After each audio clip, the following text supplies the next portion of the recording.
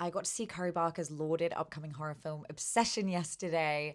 First thing I'll say is that this has received so much praise and hype that I did find myself a little less impressed and less scared than I was hoping to be.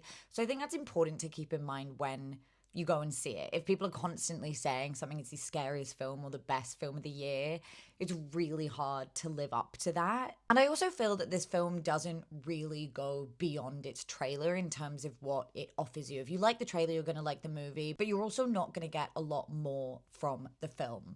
Nonetheless, it was still really enjoyable. Curry Barker, given that this is a small budget production, is clearly a very technically strong director who knows his vision. It only has a few locations and a small cast, but it still keeps you engaged the entire time. And it is really successful at creating tension. There was a point in this movie, and I've never done this in my life, where I screamed in the cinema. My boyfriend, though he is in denial of this, literally screamed for a consecutive 10 to 15 seconds. It was one of the funniest things that has ever happened to me at a cinema. The writing fluctuates between scary and funny. All the performances are really great.